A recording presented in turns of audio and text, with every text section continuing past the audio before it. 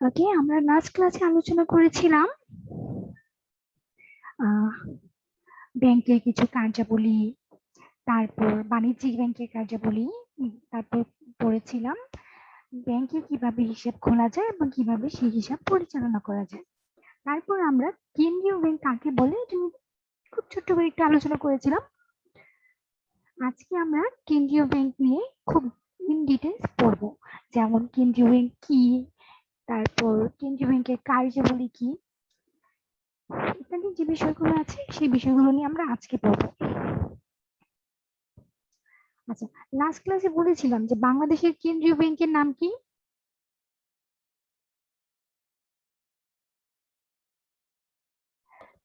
Bangladesh bank. Very good, Bangladesh bank. বাংলাদেশের কেন্দ্রীয় bank হচ্ছে বাংলাদেশ ব্যাংক। আচ্ছা, কেন্দ্রীয় ব্যাংকের সংখ্যার দিকে যদি আমরা একটু তাকাই তাহলে আমরা দেখতে পাই কেন্দ্রীয় ব্যাংক হচ্ছে এমন একটা প্রতিষ্ঠান যে হচ্ছে মুদ্রা বাজার বা ব্যাংক ব্যবস্থার শীর্ষে অবস্থান করে, সমস্ত ব্যাংক ব্যবস্থাকে নিয়ন্ত্রণ করে এবং মুদ্রা বাজার অভিভাবক হিসাবে কাজ করে। আমরা এর আগে বাণিজ্যিক ব্যাংক পড়েছি। বাণিজ্যিক ব্যাংকে আমরা দেখেছিলাম যে গ্রাহক থেকে ওরা আমানত গ্রহণ করে এবং অন্য গ্রাহকদেরকে আবার ঋণ দিয়ে থাকে, অর্থাৎ তারা আমানত গ্রহণ করে এবং সেই আমানতের অনেকটা অংশ অন্যদেরকে ঋণ হিসাবে দিয়ে থাকে এবং বাণিজ্যিক ব্যাংকের টার্গেট থাকে মুনাফা অর্জন। কিন্তু কেন্দ্রীয় ব্যাংকের কাজ কিন্তু বা টার্গেট মুনাফা অর্জন নয়। কেন্দ্রীয় ব্যাংক একটা সরকারি ব্যাংক হিসাবে কাজ করে এবং একটা দেশে যত ব্যাংক ব্যবস্থা আছে পুরো ব্যাংক ব্যবস্থাটাকে নিয়ন্ত্রণ এবং পরিচালনা করে থাকে। এবং একটা দেশে যে মুদ্রানীতি আছে সেই মুদ্রানীতি কিভাবে পরিচালিত হবে বা মুদ্রানীতি গ্রহণ করে থাকে কেন্দ্রীয় ব্যাংক। ইভেন কতটুকু মানি সাপ্লাই বা একটা দেশে কি পরিমাণ মুদ্রার যোগান থাকবে বা কতটুকু মুদ্রা ছাপানো হবে, এই সমস্ত ডিসিশনই কেন্দ্রীয় ব্যাংক নিয়ে থাকে।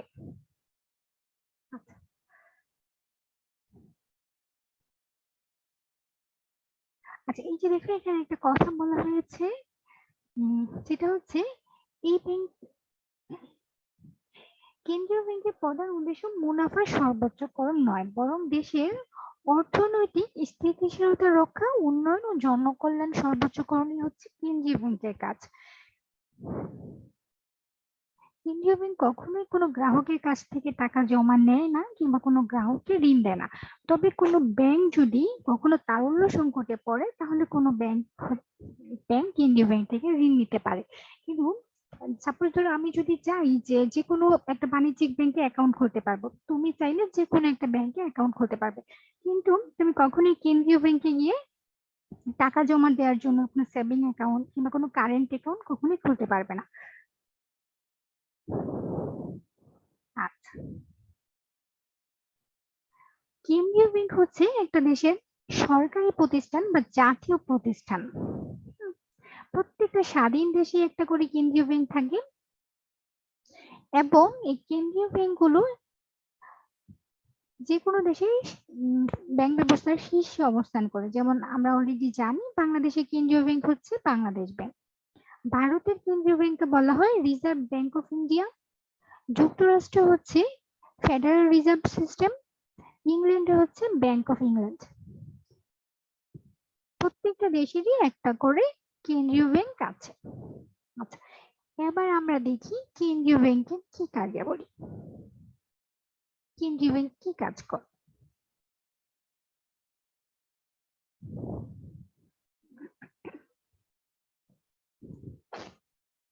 কেন্দ্রীয় ব্যাংক যেহেতু পুরো ব্যাংক ব্যবস্থাটাকে নিয়ন্ত্রণ করে এবং মুদ্রানীতিগুলো গ্রহণ করে থাকে, সেই জন্য কেন্দ্রীয় ব্যাংক আসলে অর্থনীতির যে যাবতীয় যে গুরুত্বপূর্ণ ডিসিশন গুলো আছে সেই ডিসিশন গুলোর স্বার্থে বা ওই ডিসিশন গুলোকে টার্গেট করে বিভিন্ন ধরনের গুরুত্বপূর্ণ কাজ সম্পাদন করে। যেমন ধরো একটা দেশে কি পরিমাণ নোট বা মুদ্রা থাকবে সেই ডিসিশনটা কেন্দ্রীয় ব্যাংক নিয়ে থাকে।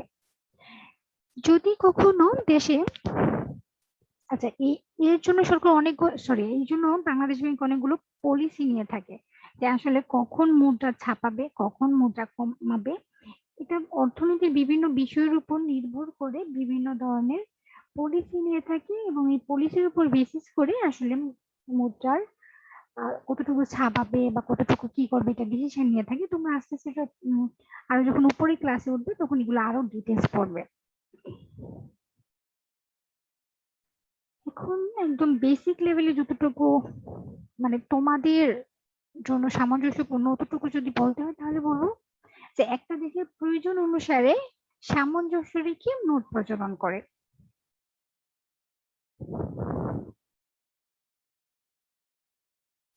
তারপরে যেমন ধরো যদি কখনো মুদ্রাস্ফীতি খুব বেশি হয়ে যায় তখন সরকার চায় সরকার বা দেশের কেন্দ্রীয় ব্যাংকগুলো চায় যে মুদ্রার যোগানের পরিমাণ দেশে একটু কমে আসুক।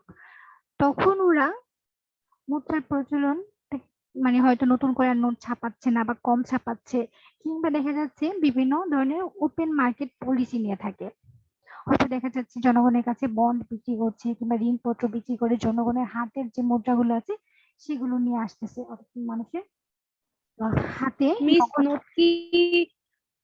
মিস নোট কি আনলিমিটেড ছাপানো হয়? না, নোট কখনোই আনলিমিটেড ছাপানো হয় না। যদি নোট আনলিমিটেড ছাপানো হয় তাহলে তো একটা দেশে মুদ্রাস্ফীতি বেড়ে যাবে। তোমার হাতে অনেক টাকা থাকবে, তুমি সেই টাকা দিয়ে কি করবে, বেশি বেশি দামে জিনিসপত্র কিনবে, এইভাবে করে জিনিসপত্রের দাম বেড়ে যাবে, দেশে মুদ্রাস্ফীতির পরিমাণ বেড়ে যাবে। সেই জন্য সরকার দেশের সার্বিক অর্থনীতি বিবেচনা করে চিন্তা করে, কেন্দ্রীয় ব্যাংকগুলো চিন্তা করে যে একটা দেশে কি পরিমাণ মুদ্রা থাকবে বা কতটুকু মুদ্রার পরিমাণ কমানো বা বাড়ানো যায় সেটার উপর বেসিস করে ওরা মুদ্রা ছাপিয়ে থাকে। আর যদি এরকম হতো যে যে যা যত ইচ্ছা ততই মুদ্রা ছাপাবে তাহলে দেখা যেত কিন্তু একটা দেশ আনলিমিটেড পরিমাণ মুদ্রা ছাপাতেই থাকতো। কিন্তু আনলিমিটেড পরিমাণ ছাপানো যায় না, কারণ আনলিমিটেড পরিমাণ ছাপালে এটা দেশের অর্থনীতির জন্যই একটা নেগেটিভ নেগেটিভ ইম্প্যাক্ট পড়ে। কারণ তোমার হাতে যখন একটা দেশে যখন মুদ্রার পরিমাণ অনেক বেশি বেড়ে যাবে, মানুষের হাতে অনেক বেশি টাকা থাকলে মানুষ কি করবে, তখন এই বিভিন্ন দ্রব্য সামগ্রী বেশি বেশি দামে ক্রয় করবে। এভাবে করে বাজারে দাম স্তর অনেক বৃদ্ধি পাবে। দেখা যাবে 1 কেজি চাল তুমি কিনছো 10,000 টাকা দিয়ে, 20,000 টাকা দিয়ে। এইভাবে করে মুদ্রার মান কমে যাবে, অর্থের যে মূল্য সেই মূল্যটা কমে যাবে। সার্বিক অবস্থা বিবেচনা করে আসলে কেন্দ্রীয় ব্যাংক ডিসিশন নেয় যে এই মুহূর্তে একটা দেশে কি পরিমাণ মুদ্রা ছাপানো উচিত, কিংবা দেশে যে মুদ্রা আছে সেই মুদ্রার পরিমাণ আরো কমানো উচিত কিনা, কিংবা এই মুহূর্তে আরো মানি সাপ্লাই বাড়ানো উচিত কিনা, এই ডিসিশন গুলো নিয়ে থাকে।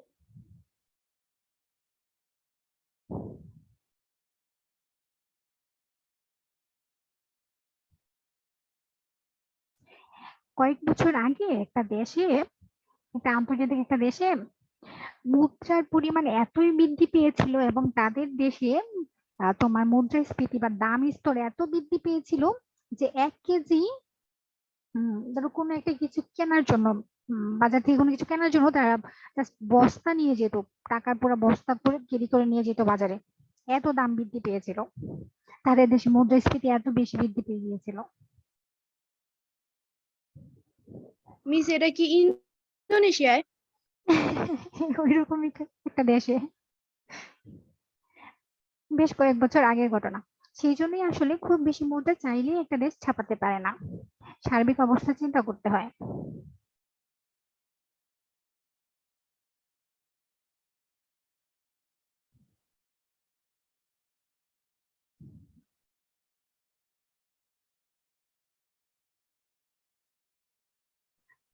এরকম মুদ্রাস্ফীতির প্রবলেম অনেক দেশে হয়, গ্রিসে হয়েছিল, হাইতিতে হয়েছিল, তারপরে ইউরোপিয়ান একটা দেশে হয়েছিল। এরকম কিছু কিছু মুদ্রাস্ফীতির প্রবলেম অনেক দেশই অনেক সময় ফেস করে।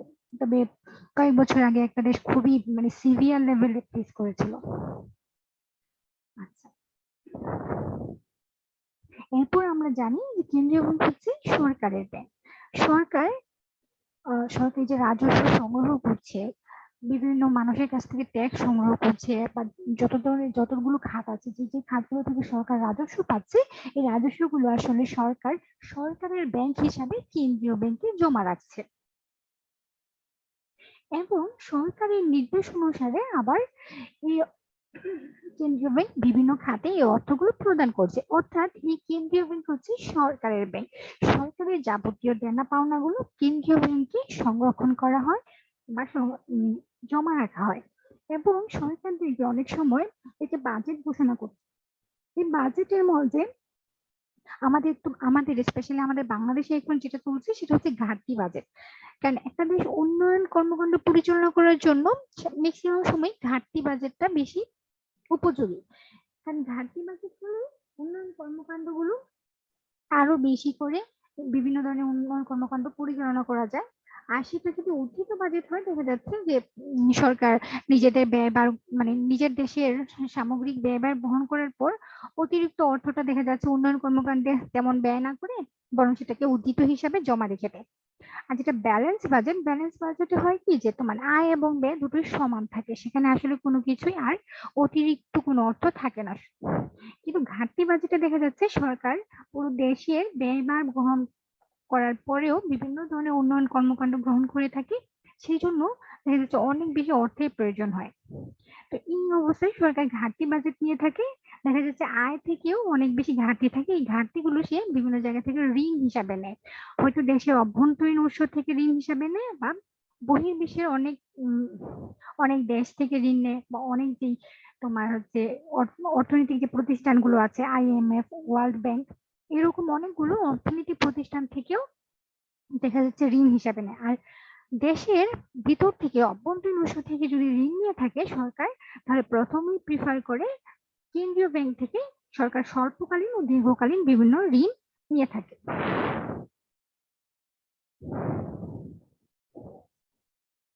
এবং এই যে সরকার বিভিন্ন যে আন্তর্জাতিক যে সংগঠনগুলো আছে, যে আর্থিক যে সংগঠনগুলো আছে, একটু আগে বললাম আমরা যে ওয়ার্ল্ড ব্যাংক আছে, IMF আছে, তাছাড়াও আছে যেমন এশিয়ান ডেভেলপমেন্ট ব্যাংক, আরো এরকম আরো অনেক ব্যাংক আছে, যেমন নিউ ডেভেলপমেন্ট ব্যাংক, ব্রিক্স এর একটা প্রতিষ্ঠান হচ্ছে নিউ ডেভেলপমেন্ট ব্যাংক, বা এশিয়ান ইনফ্রাস্ট্রাকচার ডেভেলপমেন্ট ব্যাংক, এরকম অনেকগুলো আর্থিক প্রতিষ্ঠান আছে। এই যে বিভিন্ন ধরনের আন্তর্জাতিক মানে আর্থিক প্রতিষ্ঠান আছে, এই প্রতিষ্ঠানগুলোর সাথে যোগাযোগ রক্ষা করা আসলে সরকারি প্রতিনিধি হিসাবে কেন্দ্রীয় ব্যাংক এই যোগাযোগগুলো রক্ষা করে।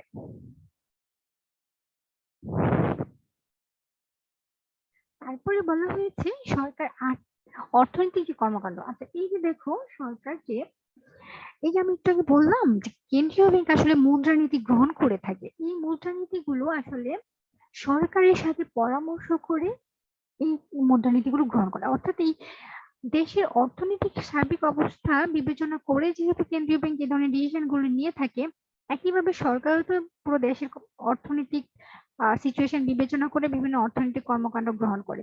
তাহলে দেখা যাচ্ছে সরকারের বিভিন্ন আর্থিক কর্মকাণ্ড নীতি নির্ধারণের প্রয়োজনীয় তথ্য পরামর্শ দিয়ে বাস্তবায়নে ভূমিকা রাখে কেন্দ্রীয় ব্যাংক। হয়তো দেখা যাচ্ছে অর্থ বিভাগকে, সরকারের যে অর্থ বিভাগ আছে, পরিকল্পনা বিভাগ আছে, যে পরিকল্পনা বিভাগ থেকে দেখা যাচ্ছে 5 ইয়ার্স প্ল্যান নেয়, বা হচ্ছে তোমার যে 20 ইয়ার্স এর প্ল্যান নেয়, বা এই যে ডেল্টা প্ল্যান নিল, ডেল্টা প্ল্যান 2100 এই যে প্ল্যানটা নিল। তারপরে যে সরকার 5 ইয়ার্স প্ল্যান নেয়, পঞ্চবার্ষিকী যে পরিকল্পনাগুলো নিয়ে থাকে, প্রেক্ষিত পরিকল্পনা নিয়ে থাকে 15 বছরে, 20 বছরে, এই যে পরিকল্পনাগুলো সরকারের তোমার পরিকল্পনা বিভাগ কিংবা যে তোমার অর্থ বিভাগ যেটা আছে, সেখানে দেখা যাচ্ছে ওরা বাজেট ঘোষণা করছে। এই পুরো অর্থনৈতিক কর্মকাণ্ডগুলো কিন্তু একটার সাথে আরেকটা লিঙ্ক আছে।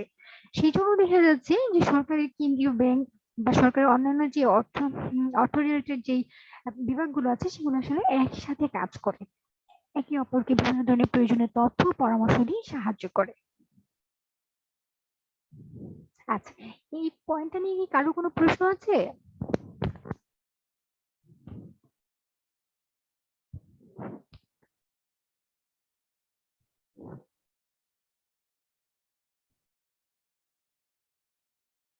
কেন্দ্রীয় ব্যাংক কিভাবে সরকারের ব্যাংক হিসেবে কাজ করে, এই পয়েন্টটা নিয়ে কি কারো কোনো প্রশ্ন আছে?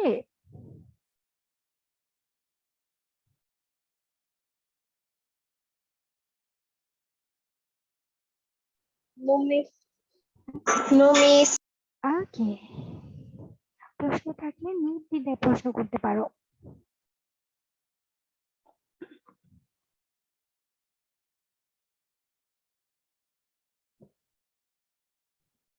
আচ্ছা, আমাদের তৃতীয় যে পয়েন্টটা আছে সেটা হচ্ছে অন্যান্য ব্যাংকের ব্যাংকার।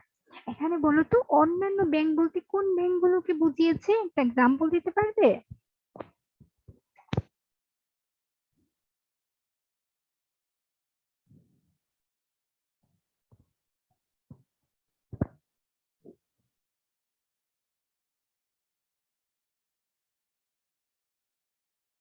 যেখানে বলা হলো অন্যান্য ব্যাংকের ব্যাংক, আচ্ছা এখানে আমরা জানি এখানে ব্যাংক বলতে এখানে এটা কেন্দ্রীয় ব্যাংক, কিন্তু এই অন্যান্য ব্যাংক বলতে আসলে কোন কোন ব্যাংকগুলোকে বুঝিয়েছে?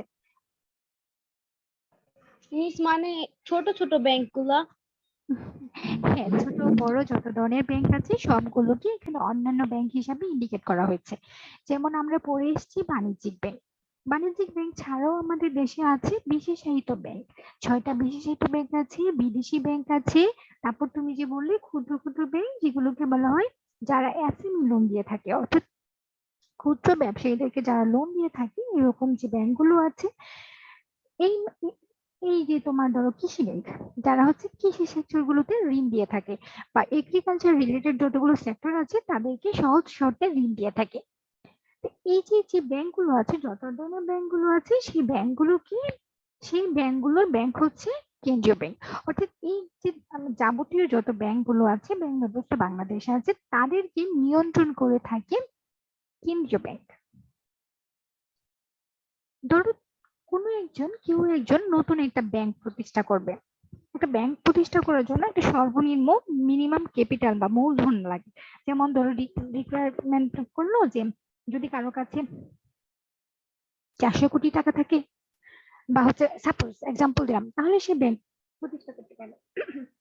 এই ধরনের যে রিকোয়ারমেন্ট গুলো আছে, এই রিকোয়ারমেন্ট সবগুলো রিকোয়ারমেন্ট ফুলফিল করার পর কেউ একজন নতুন ব্যাংক ওপেন করতে চাইলে তাকে অনুমতি নিতে হবে কেন্দ্রীয় ব্যাংক থেকে। এবং ধরো যারা হচ্ছে বিদেশি ব্যাংক আছে, বিদেশি ব্যাংক গুলো চিন্তা করলো যে বাংলাদেশে আমাদের দেশে একটা নতুন করে ওরা শাখা প্রতিষ্ঠা করবে। বাংলাদেশে আছে প্রায় 9টার মতো বিদেশি ব্যাংক আছে। তো ওরা চিন্তা করলো বাংলাদেশে একটা শাখা প্রতিষ্ঠা করবে। ওরা যে শাখা প্রতিষ্ঠা করবে, এই শাখা প্রতিষ্ঠা করার আগে অনুমতি নিতে হবে কার কাছ থেকে বলতো?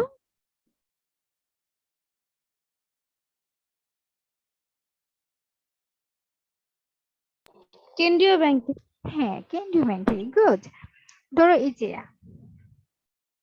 এবি ব্যাংক হচ্ছে একটা বিদেশি ব্যাংক। হ্যাঁ, বা ধরো হাবিব ব্যাংক, এরকম আরো অনেকগুলো ব্যাংক আছে যারা বিদেশি। তো ওরা বাংলাদেশের কোনো একটা শাখা ওপেন করতে গেলে অবশ্যই বাংলাদেশ ব্যাংকের পারমিশন লাগবে। এছাড়াও বিভিন্ন ব্যাংকগুলো আসলে তফসিলভুক্ত হচ্ছে যে বাংলাদেশ ব্যাংকের যে গাইডলাইন আছে, দিক নির্দেশনা আছে, যে এই ব্যাংকের এইরকম এরকম ব্যবস্থাপনা পত্র আছে, এই বিষয়গুলো মেনে চলতে হবে একটা ব্যাংকে। এই ধরনের ব্যবস্থাপনা পত্রের অন্তর্ভুক্ত হওয়ার জন্য, তফসিলিভুক্ত হওয়ার জন্য বাংলাদেশ ব্যাংকের পারমিশন লাগবে। মানে কোনো একটা ব্যাংক তফসিলিভুক্ত করার জন্য অবশ্যই বাংলাদেশ ব্যাংকের দ্বারস্থ হতে হবে। এছাড়াও আছে এই যে তুমি বাণিজ্যিক ব্যাংকে একটা অ্যাকাউন্ট ওপেন করলে। আচ্ছা, আমরা যে এর আগে বাণিজ্যিক ব্যাংক নিয়ে আলোচনা করেছিলাম, সেখানে যদি তোমরা ওই ক্লাসটা যদি একটু রিকল করো, মনে করতে পারবে যে ওখানে আমি বলেছিলাম যে গ্রাহক যখন কোনো একটা ব্যাংকে অ্যাকাউন্ট খুলে, তখন সে যত টাকা ওই ব্যাংকে আমানত হিসাবে জমা রাখে তার একটা পার্সেন্টেজ কেন্দ্রীয় ব্যাংকে জমা রাখতে হয়। যেমন তুমি যদি আজকে 1000 টাকা, ধরো তুমি সোনালী ব্যাংকে একটা অ্যাকাউন্ট খুললে, দেন হচ্ছে তুমি অ্যাকাউন্ট খুলে ওই সোনালী ব্যাংকে 1000 টাকা জমা রাখলে। 1000 টাকা জমা রাখার পর সোনালী ব্যাংকে অবশ্যই যেমন সর্বোচ্চ ধরো 10%, তুমি যে 1000 টাকা জমা দিলে 10% কেন্দ্রীয় ব্যাংকের কাছে জমা রাখতে হবে। তারপর কেন্দ্রীয় ব্যাংকের কাছে তোমার 1000 টাকার 10% জমা রাখার পর বাকি যে টাকাটা থাকবে, সেই টাকাটা সোনালী ব্যাংক অন্যদেরকে ঋণ দিতে পারবে।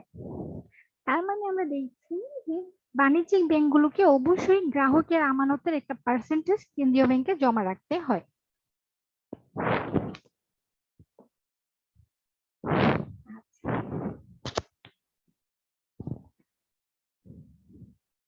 এটা এটা হচ্ছে যে এটা একটা আইন, এটা অবশ্যই রাখতে হবে, এটা প্রত্যেকটা দেশেই এরকম নিয়ম আছে। কিন্তু এই হয়তো এই রিকোয়ারমেন্টটা হয়তো এক এক দেশে এক এক রকম, হয়তো আমাদের দেশে এখন 10%, এটাকে আবার বাড়াতেও পারে সরকার। বিভিন্ন ধরনের অর্থনৈতিক সিচুয়েশন পর্যবেক্ষণ করে কেন্দ্রীয় ব্যাংক ডিসিশন নিতে পারে এটা এখন 10% না করে 12% করবে কিংবা 20% করবে। এটা আসলে অর্থনৈতিক বিভিন্ন সিচুয়েশনের উপর ডিপেন্ড করে কেন্দ্রীয় ব্যাংক ডিসিশন নেবে, এটা 10% হবে নাকি 5% হবে নাকি 20% হবে। এটাও অর্থনৈতিক বিভিন্ন সিচুয়েশনের উপর ডিপেন্ড করবে। তখন দেখা যাবে এই যে কেন্দ্রীয় ব্যাংকের কাছে মানে যে ব্যাংকগুলো কিছু রিজার্ভ রিজার্ভ রেশিও আছে, এটাকে বলা হয় রিজার্ভ রিকোয়ারমেন্ট, যে একটা একটা ছোট্ট একটা অ্যামাউন্ট বা একটা পার্সেন্টেজ অবশ্যই কেন্দ্রীয় ব্যাংকের কাছে জমা রাখতে হয়। এবং পরবর্তীতে দেখা যাচ্ছে কখনো যদি কোনো বাণিজ্যিক ব্যাংক তারল্য সংকটে পড়ে, অর্থাৎ তাদের এখানে যদি নগদ টাকার ঘাটতি দেখা দেয়, সে চাইলে কেন্দ্রীয় ব্যাংক থেকে ঋণ নিতে পারবে।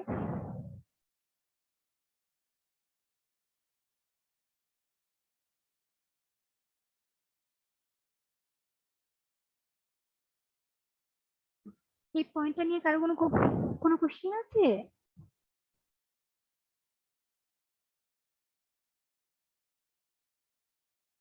দ্বিতীয় যে পয়েন্টটা ছিল সেটা নিয়ে কি কারো কোনো প্রশ্ন আছে? No, miss. No, miss. ওকে, তাহলে আমরা দেখি পরবর্তীতে কি আছে, সেটা হচ্ছে ঋণ নিয়ন্ত্রণ।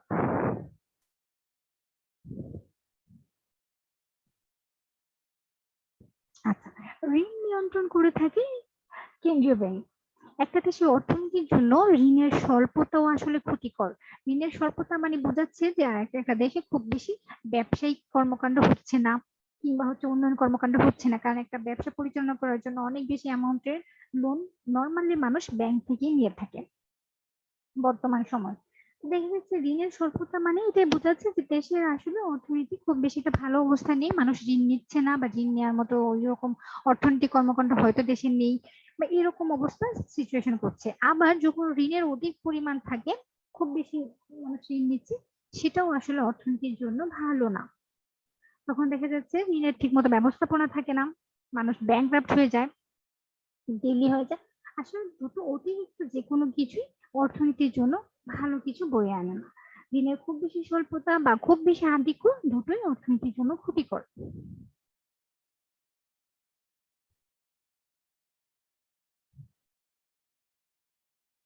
খুব বেশি বাণিজ্যিক ব্যাংক সমূহ যখন খুব বেশি ঋণ দেয়, সেটাও আসলে অর্থের যোগানের জন্য, এটাকে বলেছিলাম, এটা অর্থের যোগানের মধ্যে অন্তর্ভুক্ত হয়ে যায় এবং এটা দাম স্তর এবং অর্থের মূল্যের উপর প্রভাব ফেলে। যেমন ওই চিত্রকে বলেছিলাম আমরা মুদ্রাস্ফীতি। অতিরিক্ত ঋণ অতিরিক্ত ঋণ আসলে দাম স্তরকে প্রভাবিত করে, অর্থাৎ মুদ্রাস্ফীতি বা হচ্ছে এরকম একটা অবস্থা বিরাজমানের সম্ভাবনা থাকে। দেখা যাচ্ছে অতিরিক্ত লোন নেওয়ার পর মানুষের হাতে দেখা যাচ্ছে অতিরিক্ত টাকা চলে আসে। অনেকে দেখা যাচ্ছে সেই টাকাগুলোকে প্রোডাক্টিভ কাজে না লাগিয়ে কনজাম্পশন অর্থাৎ ভোগের পেছনে ব্যয় করে ফেলে। তখন দেখা যাচ্ছে এগুলো আসলে দামি স্তর বা দেশের মুদ্রাস্ফীতি একটা সম্ভাবনা দেখা দেয় বা মুদ্রাস্ফীতি দেখা দেয়। তখন কি করে সরকার, তখন সরকার সরকার না সরি কেন্দ্রীয় ব্যাংক তখন কি করে, কেন্দ্রীয় ব্যাংক দেখা যাচ্ছে এই বিভিন্ন বাণিজ্যিক ব্যাংকের ঋণ নিয়ন্ত্রণ করে। কিভাবে ঋণ নিয়ন্ত্রণ করতে পারে?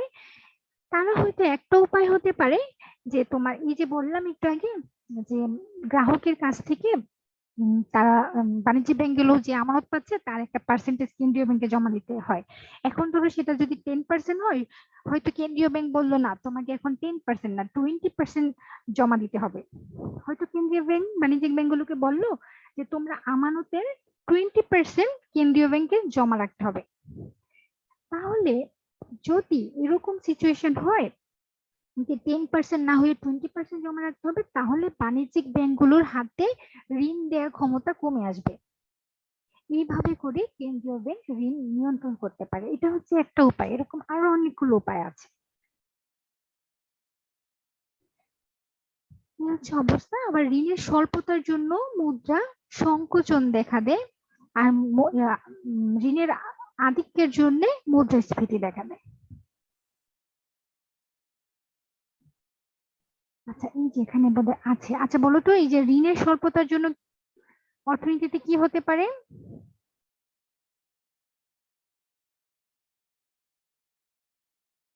মানে মিস কোয়েশ্চেনটা বুঝিনি। আচ্ছা, যদি অর্থনীতিতে ঋণের স্বল্পতা থাকে তাহলে কিরকম সিচুয়েশন অ্যারাইজ করতে পারে অর্থনীতিতে? ম্যাডাম, দেশি মুদ্রা সংকোচন হবে। হ্যাঁ, ভেরি গুড। তখন হচ্ছে মুদ্রা সংকোচন হয়ে যাবে। আর যদি অতিরিক্ত ঋণ দিয়ে থাকে বাণিজ্যিক ব্যাংকগুলো, তাহলে সেক্ষেত্রে কি হওয়ার সম্ভাবনা আছে? মুদ্রাস্ফীতি হতে পারে দেশে। হ্যাঁ, ভেরি গুড। তখন হতে পারে মুদ্রাস্ফীতি। এই দুটো এক্সট্রিম লেভেলের সিচুয়েশন কে কন্ট্রোল করার জন্য কেন্দ্রীয় ব্যাংক অনেক সময় বাণিজ্যিক ব্যাংকের ঋণটাকে নিয়ন্ত্রণ করে থাকে। এই যে বললাম কিভাবে করতে পারে, সেটা হচ্ছে হয়তো তোমার রিজার্ভ রেশিওর পরিমাণ বাড়াতে পারে বা রিজার্ভ রেশিওর পরিমাণ কমাতে পারে। এইভাবে কমিয়ে বাড়িয়ে অনেক সময় কেন্দ্রীয় ব্যাংক ঋণ নিয়ন্ত্রণ করে থাকে।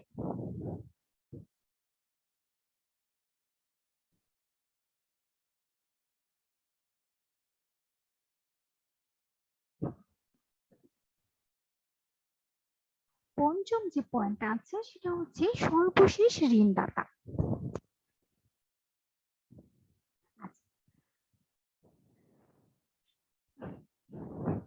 ধরো আমরা যারা গ্রাহক আছি, হ্যাঁ, আমরা যারা, ধরো তুমি আমি কখনো যদি কোনো আর্থিক সংকটে পড়ি, তাহলে আমরা চাইলে যে কোনো বাণিজ্যিক ব্যাংক থেকে যদি আমাদের ওই রকম মর্গেজ থাকে বা কোনো কিছু বন্ধক রাখার ব্যবস্থা থাকে, তাহলে আমরা ঋণ নিতে পারবো যে কোনো ব্যাংক থেকে। হয়তো তোমাকে এখন সোনালী ব্যাংক ঋণ দিল না, তুমি অন্য কোনো ব্যাংকের কাছে গিয়ে ঋণ নিতে পারো। কিন্তু যখন বাণিজ্যিক ব্যাংকগুলো কোনো ঋণ সংকটে, মানে কোনো আর্থিক সংকটে পড়ে যায়, তখন আসলে বাণিজ্যিক ব্যাংক কার কাছ থেকে ঋণ নেবে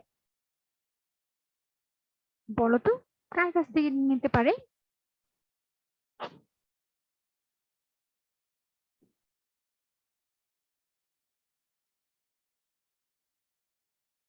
যদি বাণিজ্যিক ব্যাংক কখনো আর্থিক সংকটে পড়ে যায়, যে বাণিজ্যিক ব্যাংকগুলো বাংলাদেশে আছে তারা যদি কখনো আর্থিক সংকটে পড়ে, তাহলে তারা কোন ব্যাংক থেকে বা কার কাছ থেকে ঋণ নেবে?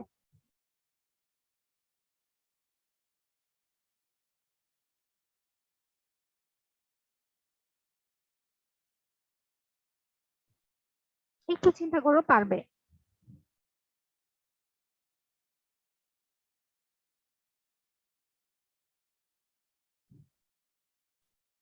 ধরো বাণিজ্যিক ব্যাংক যারা আছে তাদের হয়তো দেখা যাচ্ছে এই মুহূর্তে তাদের তাদের ব্যাংকে ক্যাশ সংকট দেখা দিল, এবং সে হয়তো অন্যান্য ব্যাংক থেকে ঋণ সংগ্রহ করতে ব্যর্থ হলো, তখন সে লাস্ট আশ্রয় হিসাবে কার দ্বারস্থ হবে?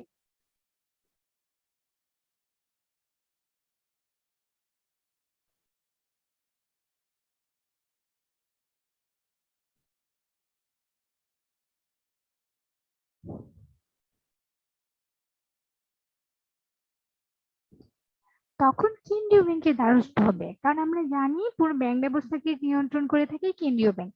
তাহলে বাণিজ্যিক ব্যাংকগুলো কেউ তো নিয়ন্ত্রণ করছে কেন্দ্রীয় ব্যাংক, তাহলে বাণিজ্যিক ব্যাংকগুলো যখন কোনো আর্থিক সংকটের মুখোমুখি হবে, তখন যদি সে কোনো উৎস থেকে কোনো ধরনের ঋণ গ্রহণ করতে ব্যর্থ হয়, তখন সে লাস্ট আশ্রয়দাতা হিসাবে কেন্দ্রীয় ব্যাংকের মুখোমুখি হবে, এবং কেন্দ্রীয় ব্যাংক থেকে সে বিভিন্ন জামানতের বিপরীতে বা বিভিন্ন ঋণপত্র হয়তো জমা দিয়ে সে কিছু ঋণ নিবে। এই জন্য কেন্দ্রীয় ব্যাংককে বলা হয় ঋণের শেষ আশ্রয়স্থল। কি মনে রাখবে, কেন্দ্রীয় ব্যাংক কখনোই কোনো গ্রাহককে, মানে আমাদের যারা পিপল আছে, একটা দেশের জনগণ আছে, সাধারণ জনগণ কখনোই সে ঋণ দিবে না। কিন্তু কেন্দ্রীয় ব্যাংক বিভিন্ন ধরনের বাণিজ্যিক ব্যাংকগুলো বা কেন্দ্রীয় ব্যাংকের তালিকাভুক্ত যে ব্যাংকগুলো আছে তাদেরকে ঋণ দিয়ে থাকে, যদি তারা কখনো আর্থিক সংকটে পড়ে তাহলে তাদেরকে ঋণ দিয়ে থাকে। তাহলে যদি তোমাকে প্রশ্ন করা হয় অন্যান্য ব্যাংকের ঋণের শেষ আশ্রয়স্থল কে, তাহলে তুমি কি বলবে?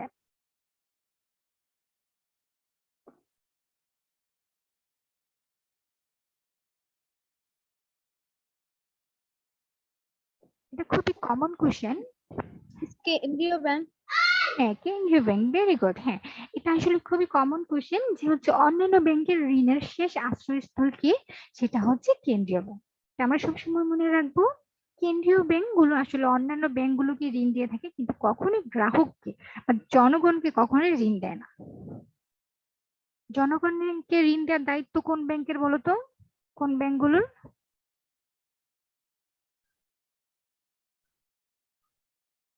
বাণিজ্যিক ব্যাংক। শাখা ব্যাংকদের। হ্যাঁ, শাখা ব্যাংক, অর্থাৎ যে বাণিজ্যিক ব্যাংকগুলো আছে সেই ব্যাংকগুলোকে। গুড। মিস বাণিজ্যিক ব্যাংক। হ্যাঁ, গুড।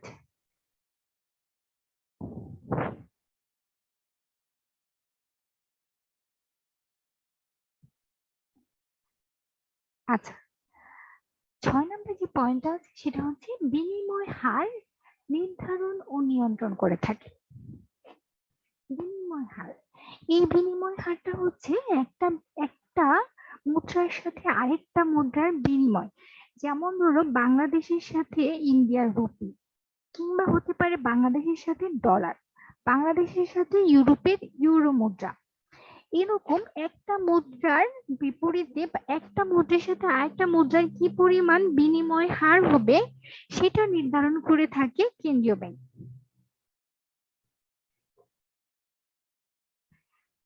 দেখো, এটা আসলে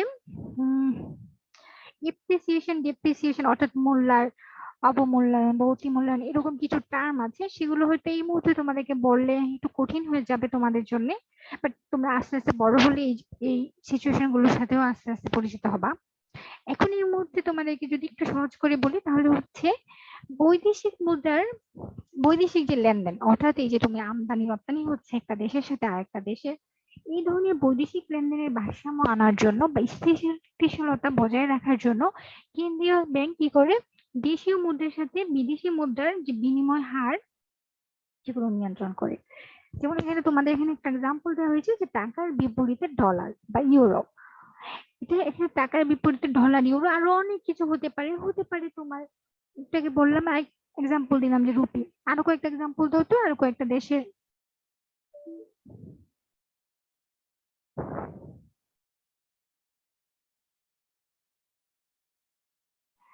হতে পারে টাকার বিপরীতে সৌদি আরবের মুদ্রার নাম হচ্ছে রিয়াল, হতে পারে টাকার বিপরীতে রিয়ালের বিনিময় হার নির্ধারণ করলো, কিংবা হতে পারে যে টাকার বিপরীতে তোমার ফ্রাঙ্ক।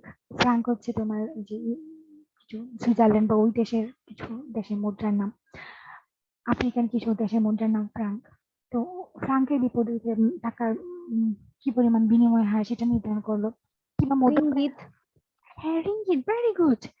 রিঙ্গিতের এগেনস্টে হয়তো টাকার বিনিময় হার নির্ধারণ করলো। তারপরে মধ্যপ্রাচ্যের কিছু দেশের মুদ্রার নাম হচ্ছে দিনার, হয়তো দিনারের বিপরীতে বাংলাদেশের টাকার যে বিনিময় হার বা মুদ্রার মান সেটা নির্ধারণ করলো। এইভাবে করে দেখা যাচ্ছে বিভিন্ন ধরনের যত মুদ্রা আছে সেই মুদ্রার বিনিময় হারটা নির্ধারণ করে থাকে এবং নিয়ন্ত্রণ করে থাকে। সেটা আসলে যে বৈদেশিক লেনদেন গুলো হয়ে থাকে একটা দেশের সাথে আরেকটা দেশের যত ধরনের লেনদেন আছে সেই লেনদেনের স্থিতিশীল করার জন্য। কারণ দেখা যাচ্ছে এই যে মুদ্রার মান, হ্যাঁ, বিনিময় হার ডলারের বিপরীতে যদি বেড়ে যায় বা কমে যায়, এগুলো আসলে এই বৈদেশিক লেনদেনকে প্রভাব ফেলে। তবে যদি টাকার ডলারের এগেনস্টে টাকার মান বেড়ে যায় বা ডলারের এগেনস্টে টাকার মান কমে গেল, সেটা আসলে বৈদেশিক বাণিজ্যে অনেক বেশি প্রভাব ফেলে। তোমার আমদানি রপ্তানির যে নীতিগুলো গ্রহণ করা হয় সেখানেও এগুলো প্রভাব ফেলে। সেই জন্য আসলে বিনিময় হারটা খুব ভেবে চিন্তে অর্থনীতি বিভিন্ন পরিস্থিতি বিশ্লেষণ করে সুন্দর করে নিতে হয়।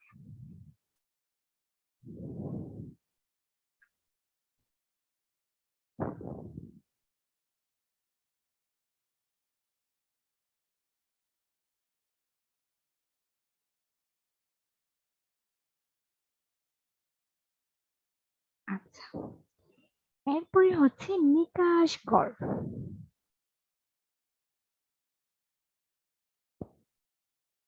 নিকাশ গড়টা কি? নিকাশ গড়টা হচ্ছে বিভিন্ন ধরনের বাণিজ্যিক লেনদেনের ফলে বিভিন্ন বাণিজ্যিক ব্যাংকগুলোর মাঝে যে তোমার চেক, ব্যাংক ড্রাফট বা পে অর্ডার এরকম আদান প্রদান হয়। ফলে দেখা যাচ্ছে এক ব্যাংকের কাছে আরেক ব্যাংক বিভিন্ন কিছু পাওনাদার হয়ে যায় বা দেনাদার হয়ে যায়। হয়তো দেখা যাচ্ছে এক ব্যাংক আরেক ব্যাংকের কাছে পাওনাদার, বা এক ব্যাংক আরেক ব্যাংকের কাছে দেনাদার হয়ে যায়। এই যে বিভিন্ন ব্যাংকগুলোর মাঝে এই ধরনের দেনা পাওনার একটা সম্পর্ক তৈরি হয়ে যায় বা এক ধরনের অবস্থা সৃষ্টি হয়, তখন দেখা যাচ্ছে এই অবস্থা থেকে পরিত্রাণের জন্য ওরা কেন্দ্রীয় ব্যাংকের দ্বারস্থ হয় এবং কেন্দ্রীয় ব্যাংক কি করে এই দেনা পাওনার নিষ্পত্তি করে থাকে। এই যে এক ব্যাংক আরেক ব্যাংকের কাছে পাওনাদার হয়ে আছে বা দেনাদার হয়েছে কেন, কারণ হচ্ছে এই যে বিভিন্ন ব্যাংকগুলোর মাঝে চেক, ড্রাফট বা পে অর্ডার গুলো আদান প্রদান হয়েছে, এরকম একটা অবস্থার জন্য দেখা যাচ্ছে একটা ব্যাংক আরেকটা ব্যাংকের কাছে পাওনাদার বা দেনাদার অবস্থায় আছে। এই ধরনের অবস্থায় দেখা যাচ্ছে কেন্দ্রীয় ব্যাংক এই দেনা পাওনা গুলো একটা নিষ্পত্তির ব্যবস্থা করে। এই যে কেন্দ্রীয় ব্যাংক এই যে অবস্থায় নিষ্পত্তি করলো, এই জন্যই একে বলা হয় কেন্দ্রীয় ব্যাংককে বলা হয় নিকাশঘর। আসলে এগুলো আসলে এখন বর্তমানে খুব স্বয়ংক্রিয়ভাবে সম্পন্ন হয়ে থাকে কেন্দ্রীয় ব্যাংকের মাধ্যমে।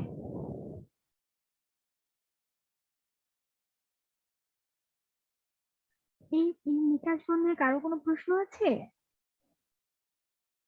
No, miss. ওকে, আচ্ছা। এগুলো ছাড়াও কেন্দ্রীয় ব্যাংক আর যে ধরনের কাজগুলো করে সেটা তো আমরা এখানে দেখতে পাচ্ছি।